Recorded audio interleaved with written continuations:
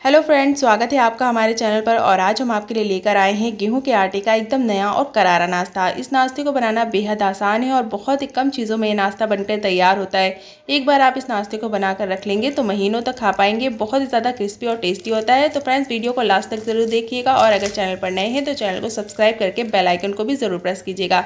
तो चलिए फ्रेंड, फटाफट से अपनी रेसिपी को बनाना स्टार्ट करते हैं। तो फ्रेंड, इस नाश्ते को बनाने के लिए सबसे पहले हम आटा लगाएंगे। तो आटा लगाने के लिए हम यहाँ पे लेंगे 1 कप जितना गेहूं का आटा। तो इस आटे को हमने एक महीन कपड़े से छान कर लिया है। तो आटा आपको इतना ही लेना है जिसमें कि आपकी 4 रोटियां तैयार हो जाएं। तो देखिए, हमने 1 कप जितना आटा लिया है। तो अब अपने आटे में हम डालेंगे स्वाद अनुसार नमक। और नमक डालने के बाद हम इसमें डालेंगे 1/4 चम्मच जितनी अजवाइन। अजवाइन को हाथों में इस तरह से क्रश करके डालेंगे। इससे इसका जो टेस्ट होता है वो बहुत ही ज़्यादा अच्छा आता है। इसके बाद हम इसमें डालेंगे 2 छोटे चम्मच के करीब देसी घी। देसी घी से हमारा जो नाश्ता होगा वो बहुत ही ज़्यादा क्रिस्पी बनेगा और इसका टेस्ट भी बहुत ही ज़्यादा अच्छा आएगा। तो अब इन सभी चीज़ों को हम हाथों से अच्छे से मिक्स करेंगे। आप देख सकते हैं कि हमारा जो आटा है उसमें बहुत ज़्यादा मोहन नहीं है, बस हल्का सा मोहन है। इस तरह से हाथों से इसे जब हम बांध रहे हैं तो हमारा जो आटा है वो बिखर रहा है। तो इसी तरह का आटा होना चाहिए आपका। तो अब अपने आटे को गूंदने के लिए हम इसमें धीरे धीरे करके पानी डालेंगे। ध्यान रखिएगा, आपको बहुत ज़्यादा पानी इसमें नहीं डालना है क्योंकि हमें जो डो लगाना है वो थोड़ा सा टाइट लगाना है। जैसे हम नॉर्मल चपाती बनाने के लिए आटा लगाते हैं उससे थोड़ा सा टाइट होगा ये आटा। तो देखिए, हमने आटे को अच्छे से बांध लिया है। तो एक बार जब हमारा आटा अच्छे से बन जाएगा उसके बाद हम इसमें बिल्कुल भी पानी नहीं डालेंगे। इसी तरह से हम इसे नीट कर लेंगे। 2 से 3 मिनट हम इसे अच्छे से मसल कर चिकना करेंगे। तो देखिए, हमारा जो आटा है वो अच्छे से चिकना हो चुका है। तो अब इसे हम 2 से 3 मिनट के लिए रेस्ट पे छोड़ देंगे। और जब तक हमारा आटा रेस्ट कर रहा है तब तक की अपनी हम चटपटी सी स्टफिंग तैयार कर लेते हैं। तो चलिए फ्रेंड, इसे अब हम छोड़ देते हैं और अब चलते हैं अपनी गैस की तरफ। फ्रेंड्स, अब एक कढ़ाई में हम डालेंगे 2 छोटे चम्मच के करीब तेल। और जैसे ही हमारा तेल गर्म हो जाएगा हम इसमें डालेंगे 2 से 3 बारीक कटी हुई हरी मिर्च। तो हरी मिर्च आप अपने स्पाइस के अकॉर्डिंग डालिएगा। हरी मिर्ची डालने के बाद अब हम इसमें डालेंगे थोड़ी सी कुटी हुई दरदरी खड़ी धनिया। अगर आपको खड़ी धनिया का टेस्ट पसंद नहीं है तो आप इसे स्किप कर सकते हैं। इसके बाद हम इसमें डालेंगे 1/4 चम्मच जितना साबुत जीरा। और इन तीनों ही चीज़ों को हम 1 से 2 मिनट के लिए अच्छे से भून लेंगे। तो इस टाइम पर इसमें थोड़ा सा अदरक लहसुन का पेस्ट भी ऐड कर सकते हैं। तो यहाँ पे मैंने ऐड नहीं किया है। तो देखिए, हमने इन तीनों ही चीज़ों को अच्छे से भून लिया है। तो अब हम इसमें डाल देंगे 2 से 3 मीडियम साइज़ के उबले हुए आलू। तो यहाँ पे मैंने आलू को इस तरह से छोटे छोटे पीसेस में कट कर लिया था। तो आलूओं को डालकर हम इसे 1 से 2 मिनट के लिए अच्छे से भूनेंगे ताकि हमारे आलू के अंदर जो मॉइस्चर है वो ख़त्म हो जाए और इसका जो थोड़ा सा टेस्ट है वो भी इन्हेंस हो जाए। तो देखिए, 1 से 2 मिनट आलू को भूनने के बाद हम इसमें डालेंगे 1/4 चम्मच जितनी काश्मीरी लाल मिर्च। 1/4 चम्मच जितना हम इसमें डाल देंगे गरम मसाला। आधा छोटा चम्मच हम इसमें डाल देंगे अमचूर पाउडर। और इसके साथ हम इसमें डालेंगे स्वाद अनुसार नमक। और इन सारे मसालों को हम 1 से 2 मिनट के लिए अच्छे से आलू में मिक्स करते हुए भूनेंगे। तो 1 से 2 मिनट आलू को अच्छे से भूनने के बाद अब हम इसमें डालेंगे थोड़ी सी कस्तूरी मेथी। कस्तूरी मेथी डालने से हमारे आलू का जो टेस्ट होता है वो बहुत ज़्यादा अच्छा आता है। तो एक बार इस तरह से आप इस स्टफिंग को बना कर देखिएगा, ज़रूर से आपको ये स्टफिंग पसंद आएगी। बहुत ही ज़्यादा चटपटी और फ्लेवरफुल होती है ये स्टफिंग। तो देखिए, 2 से 3 मिनट हमने आलू को अच्छे से भून लिया है। तो यहाँ पर हमारी चटपटी सी स्टफिंग रेडी हो चुकी है। तो अब अपनी गैस की फ्लेम को हम बंद कर देंगे और इसे हम ठंडा होने के लिए छोड़ देते हैं। तो जब तक हमारी स्टफिंग ठंडी हो रही है तब तक कि अपने आटे को चेक कर लेते हैं। तो आटा हमारा सेट हो चुका है। तो अब इसे हम साइड में रख लेंगे और अब अपने नाश्ते के लिए हम तैयार करेंगे साटा। तो साटा तैयार करने के लिए हम एक कटोरी में डालेंगे 4 चम्मच के करीब देसी घी। तो देसी घी लेने के बाद अब हम इसमें डालेंगे 4 चम्मच के करीब कॉर्नफ्लावर। और कॉर्नफ्लावर डालने के बाद हम इसे अच्छे से मिक्स करेंगे और इसका हम इस तरह का एक फाइन सा पेस्ट तैयार करेंगे। तो पेस्ट हमारा बहुत ज़्यादा पतला भी नहीं होगा और बहुत ज़्यादा गाढ़ा भी नहीं। तो आप इसकी कंसिस्टेंसी देख सकते हैं। तो यहाँ पर हमारा साटा तैयार हो चुका है। तो अपने साटे को हम साइड में रख लेंगे और अब अपने आटे की हम लोइयाँ बना लेंगे। तो यहाँ पर आपको मैक्सिमम इसकी 4 लोइयाँ बनानी है। तो मीडियम साइज़ की आपको इस तरह से पेड़ियाँ काटनी है और अपने सारे पेड़ों को अच्छे से स्मूथ कर लेना है। तो देखिए, हमने इसे अच्छे से स्मूथ कर लिया है। तो अब फटाफट से हम इसे बेलने की प्रोसेस पर चलते हैं। तो लोई पर हम थोड़ा सा सूखा आटा लगा लेंगे और इसे हम अच्छे से बेलेंगे। तो जैसे हम नॉर्मल चपाती बेलते हैं सेम उसी तरह से आपको इसे बेलना है, लेकिन नॉर्मल चपाती से आपको इसे थोड़ा सा बड़ा बेलना है। और ध्यान रखना है कि आपको इसे इवन बेलना है, कहीं से मोटा और कहीं से पतला नहीं होना चाहिए। तो देखिए, हमने पहली रोटी बेल कर तैयार कर ली है। तो इसी तरह से अपनी हम सारी रोटी को बेल कर तैयार करेंगे। तो बस 1 से 2 मिनट ही लगेगा आपको इस रोटी को बेलने में। तो चलिए फटाफट से अपनी सारी रोटी को हम बेल लेते हैं।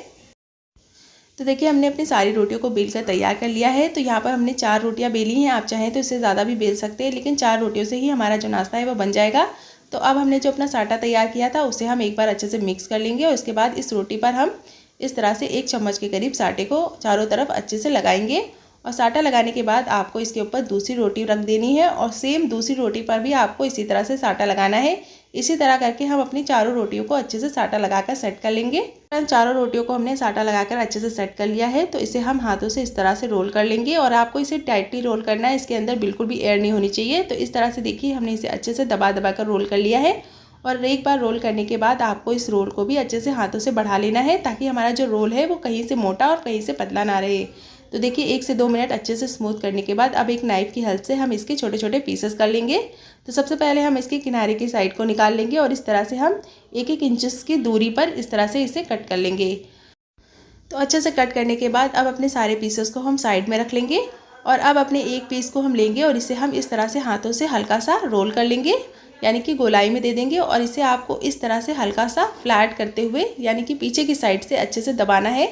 तो इसे आपको थोड़ा सा तिरछा दबाना है ताकि हमारी जो लेयर है वो अच्छे से आए। तो देखिए इस तरीके से आपको इसे दबाना है। तो इसी तरह से हम अपनी सारी लोइयों को अच्छे से फ्लैट कर लेंगे। तो देखिए हमने इसे कर लिया है। तो अब इसे हम साइड में रख लेंगे और अब अपनी एक लोई को हम लेंगे और इसे हम बेलना स्टार्ट करेंगे। आप चाहे तो इसे ऐसे भी बेल सकते हैं या फिर आप इस पर थोड़ा सा सूखा आटा भी लगा सकते हैं। तो देखिए हमने इसे अच्छे से पतला बेल लिया है। तो बहुत ज़्यादा बड़ा आपको नहीं बेलना है, इसी तरह से आपको इसे बेलना है। तो इसी तरह से हम अपनी दूसरी रोटी को भी बेल लेंगे। तो देखिए इस तरह से आपको इसे हल्का सा प्रेशर देते हुए बेलना है। तो यहाँ पर हमारा दूसरा नाश्ता भी बेलकर रेडी हो चुका है। तो अब मैं आपको इसे बिना आटा लगाए भी बेलकर दिखा देती हूँ। तो देखिए बिल्कुल भी चिपकता नहीं है। तो आप चाहें तो इसी तरह से एक साथ सारी बेल कर रख सकते हैं। तो अब हमने जो अपनी स्टफिंग तैयार की थी उसे हम ले लेंगे और बस 2 चम्मच के करीब स्टफिंग को हम इस तरह से इसके बीचों बीच में रखेंगे और स्टफिंग को अच्छे से फिक्स करने के बाद हम इसके चारों साइड पर थोड़ा सा पानी अप्लाई करेंगे ताकि हमारा जो नाश्ता है वो बिल्कुल भी फ्राई करते वक्त खुले नहीं। तो अब हमने जो अपनी दूसरी रोटी बेल कर रखी थी उसे हम इसके ऊपर रखकर इसे अच्छे से कवर कर देंगे और इसे हम हाथों से हल्के से इस तरह से टैप करते हुए सील कर लेंगे। तो देखिए हमारा पहला नाश्ता बनकर रेडी हो चुका है। तो इसी तरह से अपने हम सारे नाश्ते को बनाकर रेडी कर लेंगे। तो चलिए फ्रेंड फटाफट से अपने सारे नाश्ते को बना लेते हैं।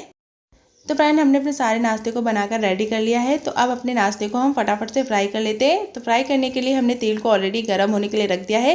तो जैसे ही हमारा तेल थोड़ा सा गर्म हो जाएगा हम अपने तैयार किए हुए नाश्ते को एक एक करके इसमें डालेंगे और ध्यान रखिएगा कि एक बार में जितना कढ़ाई में आ रहा है उतने ही नाश्ते को फ्राई कीजिएगा।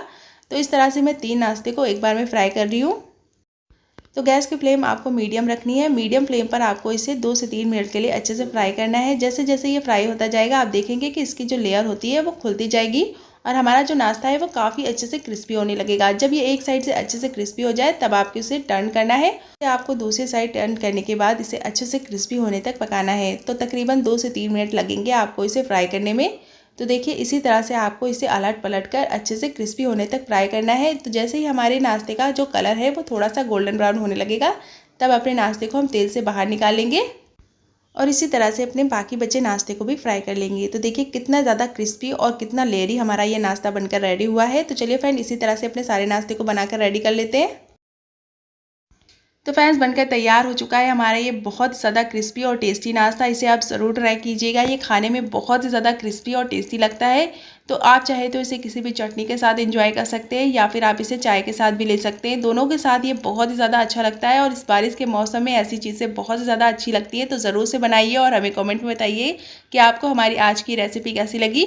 वीडियो पसंद आई हो तो वीडियो को लाइक कीजिएगा, ज़्यादा से ज़्यादा दोस्तों में से शेयर कीजिएगा और अगर चैनल पर नए हैं तो चैनल को सब्सक्राइब करके बेल आइकन को भी ज़रूर प्रेस कीजिएगा। मिलते हैं नेक्स्ट वीडियो में ऐसी नई मज़ेदार रेसिपीज़ के साथ। तब तक के लिए अपना ख्याल रखिए। Bye bye and take care and thank you for watching.